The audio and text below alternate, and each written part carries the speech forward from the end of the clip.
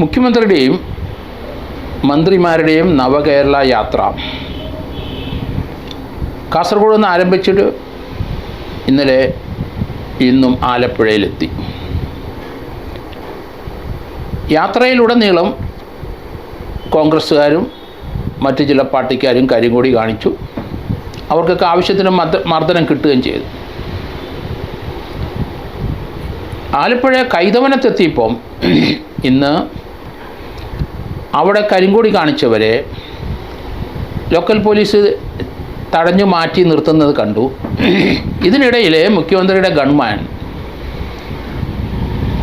Gunman ഇറങ്ങി വണ്ടി കൊണ്ട് ആ കരിങ്കൊടി അവർ കടയുടെ മുൻവശത്ത് നിൽക്കുന്ന അവരെ, ലോക്കൽ പോലീസ് ഒതുക്കി നിർത്തിയിരുന്ന അവരെ ഇയാളിറങ്ങി വടി കൊണ്ടടിക്കുന്നത് കണ്ടു. എസ്കോട്ട് വാഹനത്തിലുള്ള രണ്ട് കറുത്ത ഉടുപ്പിട്ട 2 പേര്, പാൻറ്റും ഷർട്ടും കറുപ്പാണ്, അവരും വടിയെടുത്ത് ഇവരെ അടിച്ചൊതുക്കുന്നത് കണ്ടു. വളരെ മോശമായ ഒരു കാഴ്ചയായിരുന്നു അത്. സംസ്ഥാനത്തെ മുഖ്യമന്ത്രി ഭരിക്കുന്ന അദ്ദേഹത്തിൻ്റെ കൂടെ സഞ്ചരിക്കുന്ന അദ്ദേഹത്തിൻ്റെ പേഴ്സണൽ സെക്യൂരിറ്റി പെട്ട്, അല്ലെങ്കിൽ അത് പേഴ്സണൽ സെക്യൂരിറ്റി ആയിട്ട് അദ്ദേഹത്തിൻ്റെ കാറിലൊപ്പമുള്ള ആൾ മുഖ്യമന്ത്രിയുടെ സുരക്ഷിതത്വത്തിനാണ് നിൽക്കുന്നത്. മുഖ്യമന്ത്രി ഇറങ്ങണം കയറുന്ന സന്ദർഭങ്ങളിലും അദ്ദേഹം പോകുന്ന റൂട്ടുകളിലെല്ലാം അദ്ദേഹത്തിൻ്റെ ഒപ്പം കാണുന്ന വ്യക്തിയാണ്. പക്ഷേ ലോ ആൻഡ് ഓർഡർ ചെയ്യുന്ന പോലീസ് ഉദ്യോഗസ്ഥരൊപ്പം പോയി വടി കൊണ്ട് അടിക്കുന്ന കാഴ്ചയാണ് നമ്മൾ കണ്ടത്. അത് അംഗീകരിച്ചു കൊടുക്കാൻ കഴിയില്ല.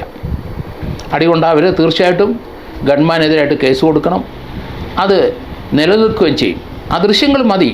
കൂടെ എസ്കോട്ട് വാഹനത്തിൽ വന്നവർ മാർഗ തടസ്സം സൃഷ്ടിക്കുന്നവരെ മാറ്റാനോ അല്ലെങ്കിൽ അന്നേരം വണ്ടി നിർത്തി വേണ്ട ഗൈഡൻസ് കൊടുക്കാനോ ചെയ്യേണ്ട അവരും 2 പേരിറങ്ങി വടി കൊണ്ട്, അവർ പ്രത്യേകമായി സൃഷ്ടിച്ചിരിക്കുന്ന വടി കൊണ്ട് ആ 2 പേരെ നിരന്ന് നിന്ന് അടിക്കുന്നത് നമ്മൾ കണ്ടു. ഇതൊരിക്കലും ഒരു രാഷ്ട്രീയ പാർട്ടി ചെയ്താൽ അംഗീകരിച്ചു കൊടുക്കാൻ കഴിയില്ല. പ്രത്യേകിച്ച് നമ്മുടെ സംസ്ഥാനം ഭരിക്കുന്ന മുഖ്യമന്ത്രി, അദ്ദേഹം സഞ്ചരിക്കുന്നിടത്ത് എന്തെങ്കിലും തടസ്സമുണ്ടെങ്കിൽ തടസ്സം നീക്കാൻ ലോക്കൽ പോലീസുണ്ട്, അതുപോലെ പോലീസ് സന്നാഹങ്ങളുണ്ട്. അദ്ദേഹത്തിൻ്റെ പേഴ്സണൽ ഗാർഡ്, അദ്ദേഹത്തിൻ്റെ പേഴ്സണൽ സെക്യൂരിറ്റി ഇറങ്ങി രോഗി കാണുന്നവർ ഇറങ്ങി അടിക്കുന്നത് അത് അംഗീകരിച്ചു കൊടുക്കാൻ നിയമപരമായി കഴിയില്ല. ആ കാണിച്ചത് എന്തായാലും ഒരു അവഹേളനം തന്നെയാണ്, മുഖ്യമന്ത്രിയോടുള്ള അവഹേളനമാണ്. അദ്ദേഹത്തിൻ്റെ ഇമേജ് പോവും. അദ്ദേഹത്തിൻ്റെ കൂടെ അദ്ദേഹത്തിൻ്റെ personal security all law and order ചെയ്യുന്ന പോലീസ് ഉദ്യോഗസ്ഥന്മാരിരിക്കുന്ന അവരുടെ ഒപ്പം നിന്ന് മറ്റവരെ ലോ ആൻഡ് ഓർഡറിലെ 3 പോലീസ് ഉദ്യോഗസ്ഥർ അവരെ തടഞ്ഞ് കടയോട് ചേർത്ത് നിൽക്കിയപ്പം അദ്ദേഹത്തിൻ്റെ പേഴ്സണൽ ഗാർഡും എസ്കോട്ട് വാഹനത്തിൽ 2 പേര് ഇറങ്ങി ഇവരെ വന്ന് വടികൊണ്ട് അടിച്ചൊതുക്കുന്നത് കണ്ടു. ഇത് ഒരു സംസ്ഥാനത്തും ഉണ്ടാകാൻ പാടില്ല, ഇന്ത്യയിൽ എങ്ങും ഉണ്ടാകാൻ പാടില്ല. നമ്മൾ ജനാധിപത്യ യുഗത്തിലാണ് നമ്മൾ. മതേതര രാജ്യമായ നമ്മുടെ ഇവിടെ ജനാധിപത്യമാണ്. ലോകത്തിന് മുഴുവൻ മാതൃക കാണിക്കുന്നവരാണ് നമ്മൾ. ഈ 2 പ്രവൃത്തികളും അംഗീകരിക്കാൻ കഴിയില്ല. അടികൊണ്ട ആ കുട്ടികൾ തീർച്ചയായിട്ടും അതിന് കേസെടുക്കണം, കേസ് കൊടുക്കാൻ പോകണം, പോലീസ് കേസെടുക്കണം. കാരണം ലോക്കൽ പോലീസിൻ്റെ ഉത്തരവാദിത്തത്തിൽ നിന്ന് അവർ ചെയ്യുന്ന ലോ ആൻഡ് ഓർഡർ പ്രശ്നം, ആ കാര്യത്തിൽ ഇവർക്ക് ഇറങ്ങി അവരെ പോലെ ചേസ് ചെയ്യാനോ അടി കൊടുക്കാനോ ലാത്തിച്ചാർജ് ചെയ്യാനോ അധികാരമില്ല, അവകാശമില്ല. മുഖ്യമന്ത്രിയുടെ പേഴ്സണൽ സെക്യൂരിറ്റി, അദ്ദേഹത്തിൻ്റെ സുരക്ഷിതത്വം മാത്രം നോക്കിയാൽ മതി. റോഡിൽ കാണുന്നവരെല്ലാം പോകുന്ന വഴിക്ക് അടിച്ചു തീർക്കുന്നത് ഗുണ്ടായിസം തന്നെയാണ്. അതുകൊണ്ട് അത് ഗുരുതരമായ ഒരു വീഴ്ചയാണ്. അത് അവിടുത്തെ പോലീസ് ഉദ്യോഗസ്ഥർ തീർച്ചയായിട്ടും അതിന് കേസ് രജിസ്റ്റർ ചെയ്യണം. അത് മറുചേരിയിലുള്ളവരാണോ ഒന്നുമല്ല, ആർക്കിട്ടായാലും ശരി ആ അടി അംഗീകരിക്കാൻ കഴിയില്ല. അതുപോലെ തന്നെ നമുക്കറിയാം 2 എസ്കോട്ടുകാർ അല്ലെങ്കിൽ എസ്കോട്ട് ജീപ്പിലുണ്ടായിരുന്നവരും അവർ ഇറങ്ങി മുഖ്യമന്ത്രിയുടെ വാഹനത്തിനാണ് എസ്കോട്ട് കൊടുക്കുന്നത്. അവരും ഇറങ്ങി ആ റോഡ് സൈഡിൽ നിന്നവരെ ഭീകരമായിട്ട് മർദ്ദിക്കുന്നത് കണ്ടു. 3 പേരുടെ അടി നമുക്ക് സഹിക്കാൻ കഴിയില്ല. ആ 3 പേർക്കെതിരായിട്ട് പോലീസ് തന്നെ സോമോട്ടായിട്ട് കേസെടുക്കണം. ആ ജില്ലാ SP-യുടെ ഡയറക്ഷനോട് കേസെടുക്കുന്നതാണ് നല്ലത്. ഇല്ലെന്നുണ്ടെങ്കിൽ ഇത് തീർച്ചയായിട്ടും ഹൈക്കോടതിയിൽ വരെ പോകും, അല്ലെങ്കിൽ സുപ്രീം കോടതി വരെ പോകും. പോലീസ് ഉദ്യോഗസ്ഥർക്ക് തീർച്ചയായിട്ടും അതിനകത്ത് പഴി കേൾക്കേണ്ടി വരും. ചിലപ്പം അതിന് അവസരം കൊടുത്ത ആ ഗൺമാനെയും ആ 2 പേരെയും അറസ്റ്റ് ചെയ്യേണ്ട ഇടയും ഉണ്ടാകും. അതിനകത്ത് നമുക്ക് മറ്റൊന്നും പറയാൻ കഴിയില്ല. വളരെ മ്ലേച്ഛമായ പ്രവൃത്തിയായിട്ടേ കരുതുന്നുള്ളൂ. അതുപോലെ തന്നെ നമുക്കിപ്പോൾ അറിയാം, സംസ്ഥാനത്തെ തിരഞ്ഞെടുക്കപ്പെട്ട ഒരു മുഖ്യമന്ത്രി, അദ്ദേഹം എന്ത് പ്രശ്നമുണ്ടായാലും അവിടെ പോയി അവരെ എല്ലാവരെയും സമാശ്വസിപ്പിക്കാൻ അദ്ദേഹത്തിൻ്റെ ചുമതലയുള്ള ആളാണ്. സംസ്ഥാനത്തെ ഗവർണറായാലും ശരി, അദ്ദേഹത്തിൻ്റെ ആവശ്യമുള്ള പ്രൊട്ടക്ഷൻ കൊടുക്കാൻ ബാധ്യസ്ഥരാണ്. രാഷ്ട്രീയമായ ചേരിതിരിവുകൾ രണ്ടുപേർക്കും ഉണ്ടെങ്കിലും ഭരണഘടനാപരമായ ഒരു പൊസിഷൻ ആണ് മുഖ്യമന്ത്രിയും അതുപോലെ തന്നെ ഗവർണറും അവർ നിർവഹിക്കുന്നത്. ഗവർണർക്ക് സംസ്ഥാനത്ത് എവിടെ പോകാനുമുള്ള സെക്യൂരിറ്റി കൊടുക്കാൻ മുഖ്യമന്ത്രിയും DGPയും ഹോം സെക്രട്ടറിയും ചീഫ് സെക്രട്ടറിയും ബാധ്യസ്ഥരാണ്. അതോടൊപ്പം തന്നെ രാഷ്ട്രീയമായി എത്ര ചേരുവകളുണ്ടെങ്കിലും ശരി, ജനങ്ങൾ എല്ലാവരും തിരഞ്ഞെടുക്കപ്പെട്ട മുഖ്യമന്ത്രിയെ ബഹുമാനിച്ചേ വെക്കുള്ളൂ. അതുപോലെ തന്നെ ഗവർണറെ ബഹുമാനിച്ചേ പറ്റുള്ളൂ. ഭരണത്തിൻ്റെ സ്ഥിരാകേന്ദ്രത്തിൽ ഗവർണറാണ്. അദ്ദേഹത്തിന് വേണ്ടിയിട്ടാണ് മുഖ്യമന്ത്രിയും മറ്റ് മന്ത്രിമാരും ഭരണം നടത്തുന്നത്. ഗവർണർക്ക് യഥേഷ്ടം കേരളത്തിൽ എവിടെയും പോകാം. അദ്ദേഹം ചാൻസലറാണ് പല യൂണിവേഴ്സിറ്റികളുടെയും. ഇന്ന് SFI വിദ്യാർത്ഥികൾ അവരുടെ ചില പ്രകടനങ്ങൾ നമ്മൾ കണ്ടു.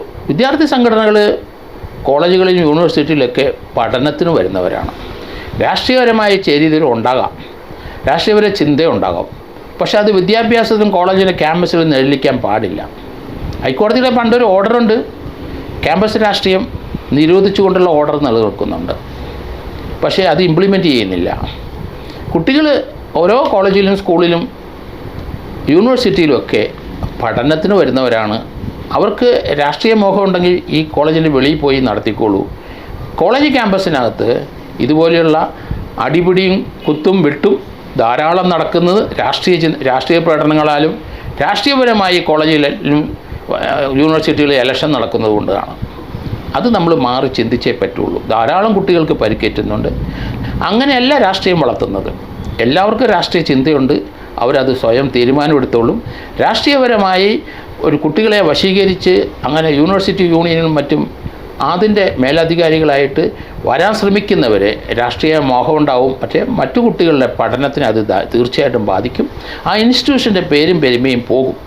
അതുകൊണ്ട് ഇപ്പം കാലിക്കറ്റ് യൂണിവേഴ്സിറ്റിയിലെ അവിടുത്തെ 2 ദിവസം അവിടുത്തെ ഗസ്റ്റ് ഹൗസിൽ താമസിക്കാൻ വന്നിരിക്കുന്ന ഗവർണറെ തീർച്ചയായിട്ടും ആ ക്യാമ്പസിലെ കുട്ടികൾ അദ്ദേഹത്തിനെ പോയി നേരിട്ട് കണ്ട് അദ്ദേഹത്തിന് സ്വാഗതം ആശംസിക്കേണ്ടതാണ്. അല്ലാതെ രാഷ്ട്രീയം കളിക്കുകയല്ല അവിടെ. ഇതിപ്പോൾ അവിടെ രാഷ്ട്രീയം കളി നടക്കുക എന്ന കാഴ്ചയാണ് നമ്മൾ കാണുന്നത്. അതെന്തായാലും ശരിയായില്ല. അതിന് രാഷ്ട്രീയ നേതൃത്വം ആ കുട്ടികളെ പിന്തിരിപ്പിക്കേണ്ടതായിരുന്നു. അവിടെ കാണിക്കുന്ന ആ പ്രശ്നങ്ങളെല്ലാം രാഷ്ട്രീയപരമായ എന്താ അഭിപ്രായ വ്യത്യാസങ്ങൾ, അത് ക്യാമ്പസിന് വെളിയിൽ പോകണം. അത് നമുക്കറിയാം, ഏത് പാർട്ടിക്കാരായാലും ശരി അവർക്കെല്ലാം മറ്റ് പാർട്ടിക്കാരുടെ പോളിസിയോട് എതിർപ്പുണ്ടാവും. പ്രകടനം നടത്താം, ഭരിക്കുന്നവർക്കെതിരായിട്ട് നടത്താം ഒക്കെ. അതൊക്കെ ക്യാമ്പസ് വിട്ടായിരിക്കണം രാഷ്ട്രീയം കളിക്കേണ്ടത്. ഇപ്പോഴവിടുത്തെ പോലീസ് ഉദ്യോഗസ്ഥർ 500ഓളം പേരാണ് ഗവർണർ അവിടുത്തെ ക്യാമ്പസിൽ താമസിക്കാൻ പോകുന്നു. അവിടുത്തെ ചാൻസലറാണ്, അദ്ദേഹം ആ ക്യാമ്പസിൽ 2 ദിവസം താമസിക്കുകയാണ്. അത് പറ്റില്ല എന്ന് അവിടുത്തെ സ്റ്റുഡൻസ് രാഷ്ട്രീയപരമായ തീരുമാനമെടുത്ത് അവർ പ്രകടനം നടത്തുന്ന കാഴ്ചയാണ്. അത് വേദനിപ്പിക്കുന്നതാണ്. അത് നമുക്ക് നല്ലതല്ല, നമ്മുടെ കുട്ടികൾക്ക് നല്ലതല്ല. ആ രാഷ്ട്രീയ ചിന്തയൊക്കെ കോളേജിന് വെളിയിൽ, ക്യാമ്പസിന് വെളിയിൽ തന്നെ വേണം. അവിടെ യഥേഷ്ടം ഗവർണർ വരട്ടെ, താമസിക്കട്ടെ, കുട്ടികൾ അദ്ദേഹമായിട്ട് കാണട്ടെ. അതിനൊക്കെയുള്ള സൗകര്യം ചെയ്യുന്നതിന് പകരം രാഷ്ട്രീയപരമായി അദ്ദേഹത്തിനെ മോശമായി പെരുമാറുകയും അദ്ദേഹത്തിൻ്റെ വഴി തടയുകയും അതൊന്നും ചെയ്യുന്നത് നല്ലൊരു നടപടിയല്ല. രാഷ്ട്രീയ നേതൃത്വം തീർച്ചയായിട്ടും ആ കുട്ടികളെ അതിൽ നിന്ന് പിന്മാറ്റേണ്ടതായിരുന്നു. ലോ ആൻഡ് ഓർഡർ പ്രശ്നങ്ങൾ വളരെയധികം ഉണ്ടായി. പോലീസിന് നല്ല ജോലിയായി. ആ കുട്ടികളെ അവിടുന്ന് വലിച്ചു വാരിയെടുത്ത് അത് ബസ്സിൽ കയറ്റി അവരെ റിമൂവ് ചെയ്യേണ്ട ചുമതല അത് രാഷ്ട്രീയ നേതൃത്വം ഒരു വാക്ക് പറഞ്ഞിരുന്നു, അതിൽ നിന്ന് ആ കുട്ടികളെ പിന്മാറിയേനെ. എന്തായാലും ഇതുപോലുള്ള പ്രവണതകൾ നല്ലതല്ല. കേരളത്തിലെ ഈ രാഷ്ട്രീയ പ്രവർത്തനം, ഇപ്പോൾ സംജാതമായിരിക്കുന്ന രാഷ്ട്രീയ പ്രവർത്തനം തീർച്ചയായിട്ടും നല്ലൊരു വഴിക്കല്ല പോകുന്നത്. രാഷ്ട്രീയം കളിക്കുന്ന പോലീസ് ഉദ്യോഗസ്ഥന്മാരും അത് മുഖ്യമന്ത്രി ഗവൺമെൻറ്റായാലും ശരി അങ്ങോട്ടൊക്കെ മറ്റ് രാഷ്ട്രീയ പാർട്ടികൾ അദ്ദേഹത്തിൻ്റെ റെസിഡൻസിലോട്ടും മറ്റും അവിടെ പ്രകടനം നടത്താനായിട്ട് പോകുന്ന കാഴ്ച നമ്മൾ കാണുകയാണ്. ലോ ആൻഡ് ഓർഡർ പ്രശ്നം കേരളത്തിൽ കൈവിട്ട് പോകുന്ന കാഴ്ചയാണ് കാണുന്നത്. അത് മുഖ്യമന്ത്രിയും ആഭ്യന്തരമന്ത്രിയും DGPയും അങ്ങനെയുള്ള അവർക്ക് കൺട്രോൾ ചെയ്യാൻ പറ്റുന്ന രാഷ്ട്രീയ പാർട്ടികളെ കുട്ടികളെ അവരെ ഒതുക്കി കൺട്രോൾ ചെയ്ത് നിർത്താൻ കഴിയുമായിരുന്നു. ലോ ആൻഡ് ഓർഡർ പ്രശ്നം ഉണ്ടാകരുത്. കാരണം അവിടെ പല കുട്ടികൾക്കും പരിക്കേൽക്കും. കാരണം ബലം പ്രയോഗിച്ച് കുട്ടികൾ റോഡ് ബ്ലോക്ക് ചെയ്ത് കിടക്കുമ്പം വലിച്ചു വാരുമ്പം അവർക്ക് ഇഞ്ചുറി ഉണ്ടാവും. കണ്ണിനും കാതിനും കാഴ്ചയ്ക്കൊക്കെ പ്രശ്നം ഉണ്ടാവും. അപ്പോൾ തലയ്ക്ക് പരിക്കേൽക്കും. അതിനൊന്നും അവസരം ഉണ്ടാക്കാതെ കുട്ടികൾ യഥേഷ്ടം പഠിക്കാനുള്ള ഒരു സംവിധാനമായിരുന്നു വേണ്ടത്. രാഷ്ട്രീയമായിട്ട് ഇങ്ങനെയുള്ള ക്യാമ്പസുകൾ ദുർവിനിയോഗം ചെയ്യരുത് എന്നാണ് എൻ്റെ വ്യക്തിപരമായ അഭിപ്രായം. ഏതായാലും അവിടെ ഇപ്പോൾ ഗവർണർ വന്നിരിക്കുകയാണ്. അവിടുത്തെ ക്യാമ്പസിനകത്ത് നിന്ന് കുട്ടികളെ മുഴുവൻ റിമൂവ് ചെയ്തു. അദ്ദേഹം 2 ദിവസം അവിടെ ഉണ്ടാവും. പോലീസിന് എടുപ്പത് ജോലിയാണ്. പോലീസിൻ്റെ ജോലിഭാരം കുറയ്ക്കാൻ പറ്റുന്ന സന്ദർഭങ്ങളായിരുന്നു. രാഷ്ട്രീയപരമായ ഒരു ഡയറക്ഷൻ കൊടുത്തിരുന്ന കുട്ടികളാരും അവിടെ കാണൂലായിരുന്നു. ഗവർണർ വന്നിട്ട് പോട്ടെ, അതിനെന്താണ് രാഷ്ട്രീയമായി തടസ്സം നിൽക്കുന്ന കാര്യങ്ങളെന്ന് എനിക്ക് മനസ്സിലാകുന്നില്ല. അത് കുട്ടികളുടെ തൊഴിലല്ല. കുട്ടികൾ പഠിക്കുക, അതിന് നേതൃത്വം കൊടുക്കുന്ന വിദ്യാർത്ഥികൾക്ക് നേതൃത്വം കൊടുക്കുന്ന രാഷ്ട്രീയ ചൊവ്വയുള്ള അങ്ങനെയുള്ളവരെയൊക്കെ മാറ്റി നിർത്തി ക്യാമ്പസ് പൊതുവെ കേരളത്തിൽ നന്നാകട്ടെ, അവിടുത്തെ രാഷ്ട്രീയ പ്രവർത്തനം അവസാനിപ്പിക്കണം എന്ന് തന്നെയാണ് എൻ്റെ വ്യക്തിപരമായ അഭിപ്രായം.